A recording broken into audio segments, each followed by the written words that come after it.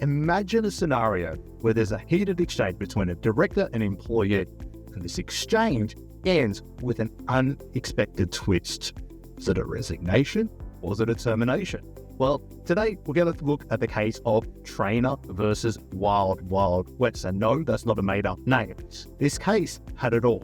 I'd like to take you through the details as well as exploring what this means for your business. So let's get started.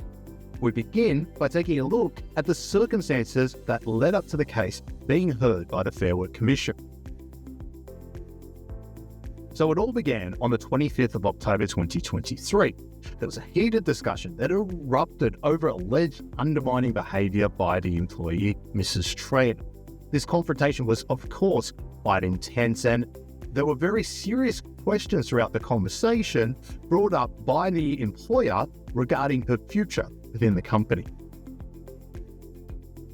Now, the following day, Mrs. Trainor sent a message to Terry West, who's one of the directors of the company, wishing him a good life, good luck. Now, Terry took this message as her resigning from her employment. But the question was it really a resignation, or was it just more of a casual remark? And when we look into this and delve through the Fair Work decision, this was really where things start to get tricky. So now on the 27th of October 2023, Mrs. Trainor returned to work. On this day, she covertly recorded a conversation with Suzanne West, who's another director of the employer. And this Suzanne seemed a little bit puzzled by her presence and mentioned that her employment had already been terminated. But despite this statement, Suzanne then offered Mrs. Trainor a chance to work for 2 more days to see if things could smooth over. So Trainor decided against continuing her employment for these additional days, feeling that she'd already been terminated despite this new offer. And ultimately, this decision by Trainor would soon become an absolute critical point in her claim to the Fair Work Commission. So when the matter was looked at by the Fair Work Commission, they focused on whether or not Mrs. Trainor had felt forced to resign. Now, despite her firm belief that she'd been terminated, ultimately the Fair Work Commission dismissed her application.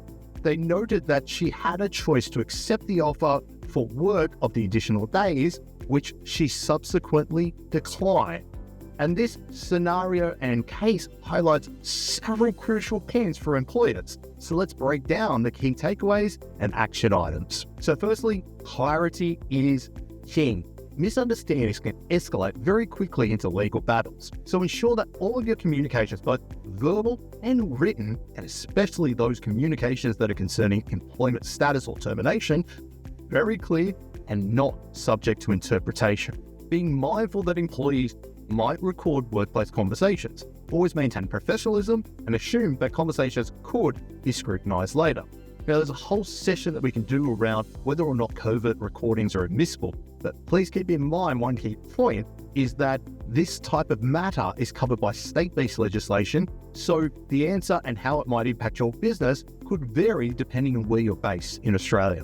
And finally, understand the differences between ultimatums and terminations. If you're going to offer an employee a chance to rectify the situation, make it clear and put it in writing as part of the formal performance management process. So in summary, this case serves as very much a compelling reminder of the complexities of termination, as well as some of the potential impacts should you get this process wrong.